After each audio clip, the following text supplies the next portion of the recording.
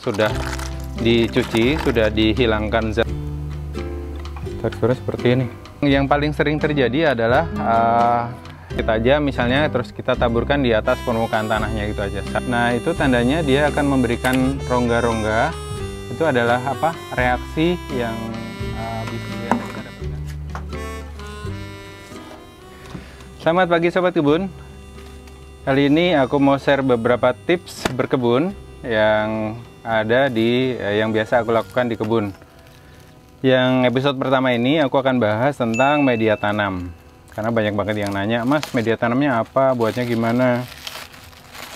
Kok punya aku sudah Sudah menanam pakai media tanam yang beli itu, tapi kenapa dia tanamannya kering gitu. Oke, kita kupas bareng-bareng di sini ya. Dan sekali lagi aku ingetin bahwa ini adalah aku share tips aja dari pengalaman yang aku lakukan. Jadi disclaimer, aku bukanlah expert, bukanlah petani yang jago atau pekebun yang jago. Jadi di sini aku hanya share pengalaman aku pribadi ya. Jadi kalau teman-teman punya pengalaman lain silahkan ditulis di kolom komen atau kita bisa diskusi di kolom komentar. Media tanam pertama yang aku bahas adalah media tanam untuk persemaian. Dan untuk persemaian ini biasanya media tanamnya harus halus ya kawan-kawan, supaya akar-akar kecil dari calon bibit itu bisa menembusnya. Dan ini aku beli Coco Block. Ini adalah Coco Pit yang sudah dipres gini, jadi pengirimannya lebih gampang. Terus apa ya? Dia biasanya lembut karena sudah di ini. Dan dia kadar airnya benar-benar dihilangin ini, jadi dipres. Dan ini untuk memakainya kita harus tambahin air supaya dia kempiar. Apa sih bahasa kempiarnya? Supaya dia jadi mekar gitu. Jadi kita tambahin air, diemin beberapa saat, nanti dia akan mekar sendiri. Dan kokopit yang dijual seperti ini tuh biasanya sudah dicuci, sudah dihilangkan zat taninnya, jadi kita bisa memakainya langsung setelah kita rendam. Sebenarnya ada yang bagus yang produk impor ya, tapi ini produk lokal, jadi masih ada serat-serat kayak gini. Jadi kalau yang produk impor itu dia benar-benar halus. Aku pernah pakai juga dan dia cepat banget cerap airnya. Kalau ini kan masih ada kita harus nunggu beberapa saat. Itu kenapa dia harus oh ya, zat tanin apa sih Mas? Zat tanin itu adalah satu zat yang ada dalam kandungan kelapa. Ada batok kelapa, sabut kelapa itu di sabut kelapa itu biasanya ada zat tanin itu. Dan konon katanya sih zat ini tidak bagus buat tanaman, tapi aku sih belum menemukan, belum pernah nyoba untuk mendalami kasus ini. Dan selama ini aku pakai juga mana-mana aja sih. Belum pernah lihat belum pernah merasakan dampak yang signifikan gitu loh. Dan ini kalau yang lokal seperti ini, dan dia murah sih, karena murah. Kalau yang impor itu dia langsung dikasih air langsung pure, langsung mekar gitu. Bagus. Ini kita harus dimin beberapa saat supaya dia nanti ngembang. Ini kalau tempatnya harusnya yang datar ya, jadi dia bisa ngerendam semua. Kalau ini mau nggak mau harus airnya penuh supaya dia terendam semua dan dia mekar. Karena ini benar-benar dipres, kadar airnya dihilangin, terus biar gampang dalam packing dan pengiriman. Di tulisannya sih ini sisa ekspor katanya, tapi sih nggak tahu ya benar apa enggak. Biasanya kalau yang ekspor atau yang impor itu dia bagus banget. Tapi ya sama aja sih medianya kayak gini. Jadi medianya itu lembut, dan nanti ini gampang banget dan lembut dan berongga, dan dia gampang banget tembus oleh akar-akar kecil yang calon bibit kita nanti. Nah kan gampang dibuka. Kita dimin dulu di sini. Nanti setelah beberapa saat dia akan jadi media tanam yang bagus. Oke, kita dimin dulu, kita penuhin airnya, terus kita diemin supaya dia mengembang dulu. pecah dari keterikatan. Keterikatan. Oke, itu tips pertama untuk media tanam buat semai. Harus lembut ya kawan-kawan. Kalian bisa pakai apa aja sih, bisa pakai kokopit, tapi kokopit ini paling bagus menurutku. Kalian juga bisa pakai yang lebih bagus lagi, itu pakai ini, apa namanya, rock wool. Rock wool itu media tanam yang pH-nya terjaga dan bagus. Biasanya aku pakai untuk hidroponik ataupun untuk semai bibit-bibit yang dia tingkat sproutnya itu susah, kayak bibit-bibit yang keras. Itu biasanya aku semai di sana, di rock wool, dan harganya agak sedikit lebih mahal. Tapi kalau teman-teman mau nanam tanaman-tanaman yang kita beli bibitnya impor dan mahal, itu bisa dicoba pakai rock wool. Itu kita diemin dulu ini si kokopitnya. Terus kalian juga bisa campur kokopit ini dengan sekam bakar yang halus ya. Biasanya aku sekam bakar beli itu aku tumbuk sedikit, aku ayak, dan dia buat campuran si media tanam buat semai ini. Oke, gini kita tinggalin, kita diemin. Terus ini tips pertama tentang media tanam untuk semai. Dan tip yang kedua adalah media tanam yang dibeli seperti ini. Banyak banget saya dapat komentar dari kawan-kawan, dari sobat kebun semua, bahwa Mas, aku pakai media tanam yang beli di abang-abang itu, Mas. Aku pakai nanam media tanam yang beli di online dan sebagainya, yang biasa dijual di toko kembang atau dimanapun. Buat teman-teman yang simple, yang mau simple pakai ini juga nggak apa-apa. Tapi saran saya, kalian beli aja bahan-bahan mentahnya, seperti beli tanah lembang sendiri, beli sekam sendiri, beli kompos atau kohe kambing sendiri. Habis itu kalian campur dan fermentasi lagi supaya campuran itu benar-benar bagus. Kalau teman-teman mau lihat bagaimana saya membuat media tanam untuk tanaman-tanaman di kebun ini, klik di link deskripsi atau di pojok kanan atas. Aku udah pernah buat media tanamnya buat tanaman sayur, dan itu bisa diaplikasikan ke tanaman-tanaman sayur, sayuran buah, sayuran daun, itu bisa semua.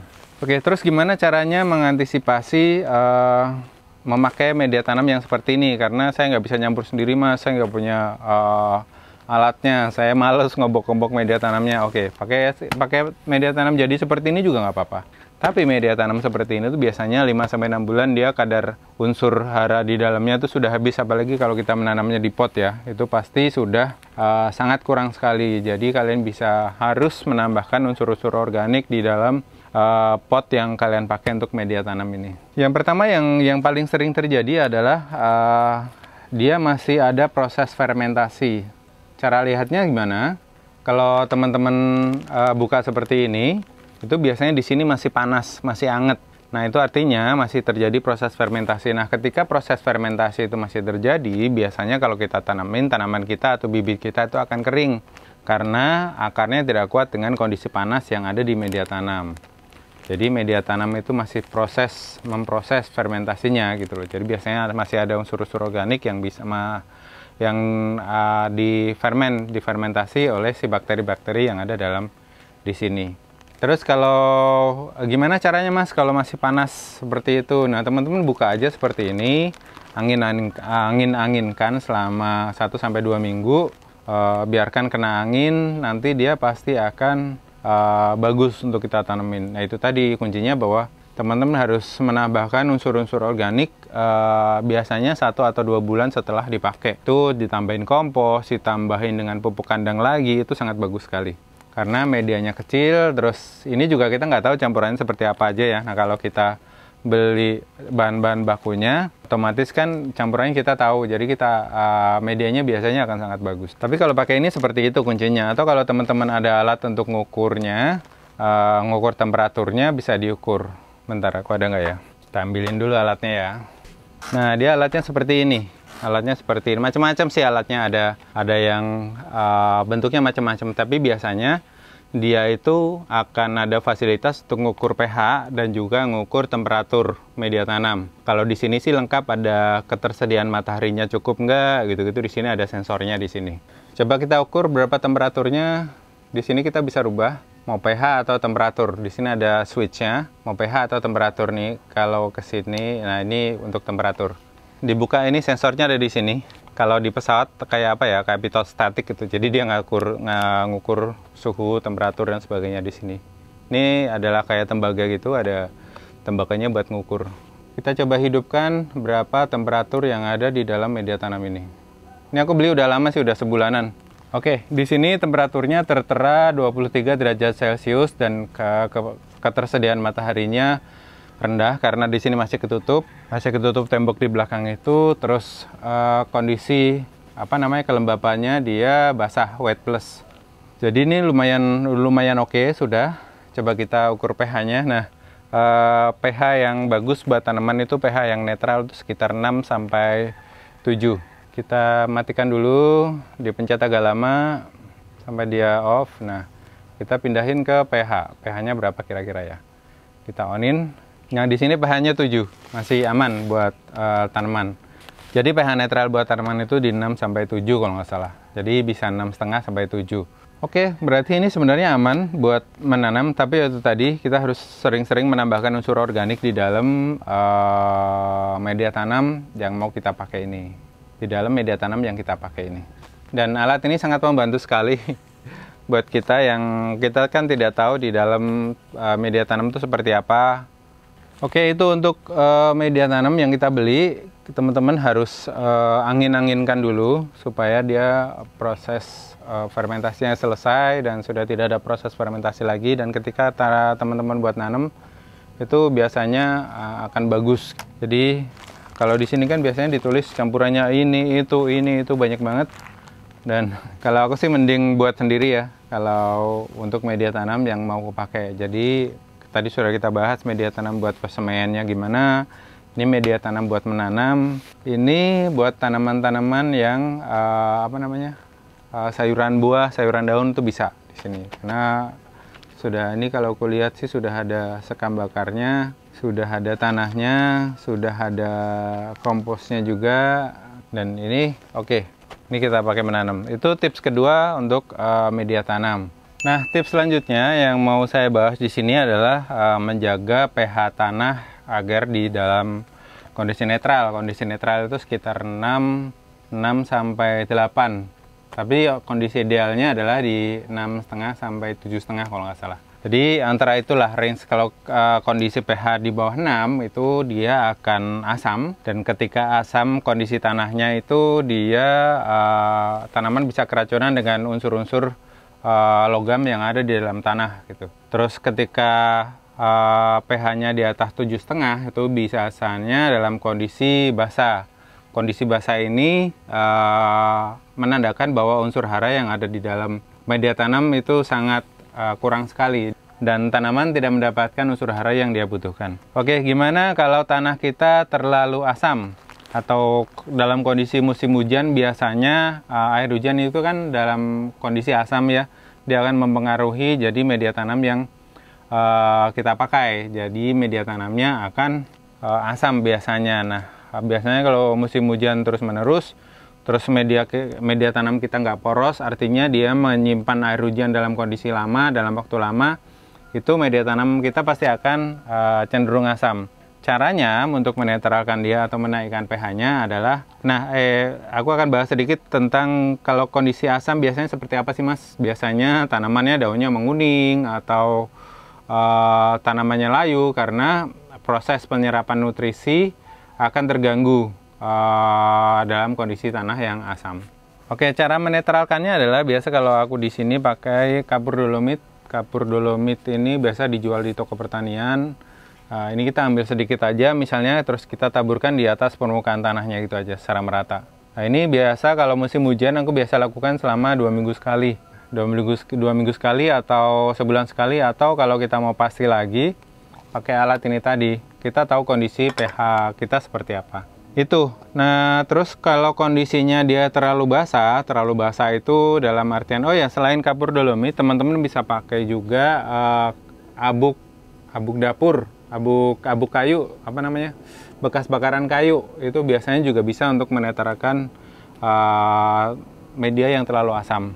Terus kalau dia dalam kondisi terlalu basah gimana Mas? Nah, kalau kondisi terlalu basah itu artinya kondisi unsur hara di dalamnya sangat terbatas dan tanaman biasanya juga akan layu atau penyerapan nutrisinya nggak bagus, itu juga bisa. Nah, kalau udah terlalu basah itu biasanya ditambahin dengan unsur sulfur.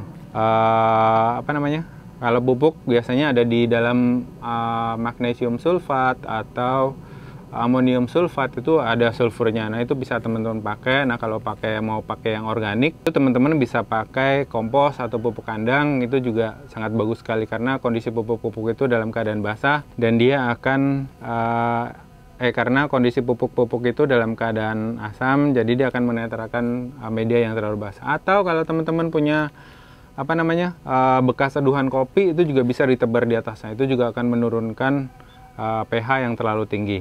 Itu masalah pH, karena pH ini sangat penting. Kita nggak tahu tanaman kita itu bahagia apa enggak di sana. Salah satu cara dengan membeli alat ukur seperti ini, atau teman-teman perhatikan kondisi tanahnya. Dan satu-satunya cara sih untuk memastikannya pakai alat ukur ya. Banyak kok macamnya, ada yang murah, ada yang mahal, ada yang super mahal juga, dan itu sesuaikan aja dengan kondisi teman-teman. Atau kalau kalian nggak mau pakai, biasanya yang sering terjadi adalah pH drop ketika musim hujan, jadi pH-nya turun. Kalau terlalu basah sih aku jarang menemukan ya kasus seperti itu di sini, di kebun. Mungkin ada beberapa di pot yang waktu itu ya. Pernah sih kalau nggak salah terlalu basah, tapi nggak sering. Sekali dua kali doang selama 10 tahun terakhir. Dan yang paling sering adalah tanah media terlalu asam karena musim hujan, dan di sini kan kita nggak pakai naungan ya, jadi air hujan langsung jebret ke sini semua. Terus medianya ini kan lumayan banyak untuk tanaman anggur yang di sini nih. Ini kan luas, aku ngangkutinnya dulu sampai encok, naikin ke lantai 2 ini. Yang terjadi itu, jadi tinggal aku tabur dolomit aja, udah selesai. Terus kadang sebulan sekali aku garuk-garuk atasnya untuk memberikan oksigen pada akar. Tapi hati-hati, akarnya jangan sampai putus. Itu kalian juga bisa pakai asam humat. Asam humat ini memperbaiki kondisi tanah. Jadi teman-teman kalau masih menanam dengan pupuk kimia, jadi aku nggak menyalahkan ya pupuk kimia ataupun pupuk organik, itu terserah teman-teman. Teman-teman punya tahu sendirilah konsekuensi yang harus teman-teman ambil ketika memilih untuk menanam secara organik atau secara kimia. Aku di sini juga masih beberapa tanaman-tanaman yang batang keras itu kayak alpukat, jeruk, mangga dan sebagainya, itu masih menggunakan bantuan dari pupuk kimia sintetis. Terus tanaman-tanaman sayur yang langsung aku konsumsi biasanya aku tanam secara organik ataupun hidroponik. Gitu. Kalau teman-teman masih pakai pupuk kimia sintetis, salah satu penetralnya adalah untuk mengurangi residu yang ada dalam tanah itu adalah dengan asam humat. Jadi teman-teman bisa menaburkan asam humat yang teman-teman beli, atau teman-teman bisa buat dari enceng gondok yang teman-teman fermentasi, karena enceng gondok itu kandungan hormon gibberellinnya sangat bagus untuk tanaman, dan biasanya untuk pertumbuhannya sangat bagus juga, dan untuk pembenah tanah juga sangat bagus. Jadi difermentasi enceng gondok dengan bakteri pengurai, terserah mau pakai E4 ataupun pakai trichoderma juga bisa, pakai jamur trichoderma juga bisa. Itu difermentasi, terus nanti airnya diambil. Setelah fermentasi selesai airnya diambil, terus pupuk itunya bekas enceng gondoknya biasanya aku campurkan ke kompos, masukkan ke komposter, nanti dia masuk ke dalam media tanam yang kita buat gitu. Itu untuk masalah pH, ini penting banget. Kenapa biasanya tanaman teman-teman tiba-tiba mati atau tanaman teman-teman tiba layu, itu salah satunya mungkin pH-nya terlalu rendah atau terlalu tinggi. Teman-teman harus make sure, harus pastikan pH-nya benar di angka 6,5 sampai 7,5. Itu untuk tips yang keberapa tadi ya? Yang ketiga, untuk masalah pH. Terus, bagaimana kalau media tanam kita media tanam bekas kita mau dipakai lagi? Nah, oke, bentar. Dan tips selanjutnya adalah ketika media tanam teman-teman itu sudah dipakai bertahun-tahun, terus dia biasanya akan memadat, dan kalau disiram itu airnya biasanya akan menggenang di sini. Itu tandanya media tanam teman-teman sudah tidak ada rongga di dalam, karena itu tadi tanahnya udah terlalu padat kayak gini. Ini udah terlalu padat. Ini aku padatkan ya tadi ya. Contohnya seperti itulah kalau tanaman pot kalian atau lahan kalian tanaman sudah terlalu padat, bisa diolah lagi dengan cara mencampurkan kompos dan sekam bakar. Tapi kalau teman-teman nggak mau ribet, kalau aku biasanya masukin ke komposter. Kalau nggak juga biasanya aku pakai ini nih, hidrogen peroksida. Ini kalau kita beli di online atau di toko kimia itu biasanya dijualnya dalam 50%. Atau teman-teman bisa beli di apotek itu biasanya 3% dan biasanya dipakai untuk disinfektan atau untuk pembersih alat-alat operasi kedokteran itu biasanya dipakai ini. Dan ini bagus banget buat tanaman juga yang 3% dan ya 50% ini diencerkan dulu menjadi 10% biasanya kalau aku mau pakai untuk ini memberikan rongga lagi kepada media tanam yang sudah terlalu padat seperti ini. Biasanya tinggal disiramkan aja. Ini tadi udah aku campur dengan air biasa ya, jadinya udah 10%. Kalau ini 50% berarti tinggal dikalikan 5 aja. Misalnya kalau kita mau nambahin airnya, misalnya aku ngambil 10 mili dijadikan 50 mili gitu sih, untuk jadi 10% gitu ya. Hitungannya seperti itulah kira-kira. Jadi diencerkan dulu, terus tinggal kita siramkan aja. Nah, biasanya dia akan timbul busa seperti ini, akan timbul buih seperti ini. Nah, itu tandanya dia akan memberikan rongga-rongga. Itu adalah reaksi yang biasa kita dapatkan. Dan dari gelembung-gelembung itu nanti terdapat rongga-rongga di dalam media tanam kita. Nah, ketika teman-teman memasukkan hidrogen peroksida ke dalam media tanam seperti ini, itu nantinya bakteri yang ada di media tanam akan mati semua. Dan setelah kalian mendapatkan media tanam yang berongga seperti ini, kalian harus memasukkan lagi unsur-unsur organik ke dalam media tanam kalian. Jadi biasanya seperti ini, aku diamkan dulu beberapa saat, aku tambahin lagi kompos dan pupuk kandang. Untuk selanjutnya didiamkan dulu supaya dia pupuk kandang dan komposnya menyatu dengan media tanam yang udah kita kasih ini. Jadi reaksinya seperti ini kawan-kawan, kelihatan nggak? Ada buih gelembung-gelembung itu. Kalian bisa pakai ini untuk media tanam yang sudah padat lah, sudah bantet gitu namanya. Kalian bisa pakai cara seperti ini dan ini aman. Jadi tadi konsekuensinya adalah semua bakteri baik yang ada di dalam media tanam kita akan mati dengan hidrogen peroksida ini. Tapi kalian bisa nambahinya lagi setelah ini tercampur proses reaksi kimia yang terjadi ini selesai. Kalian bisa menambahkan unsur-unsur organik lagi.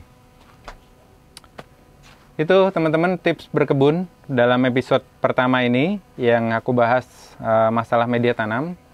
Kalau teman-teman pengen lihat cara membuat media tanamnya, ada di link pojok kanan atas, atau teman-teman bisa klik di bagian deskripsi. Nah, dia akan memberikan rongga seperti ini kawan-kawan, kelihatan nggak? Nah, dia itu akan memberikan rongga-rongga seperti itu.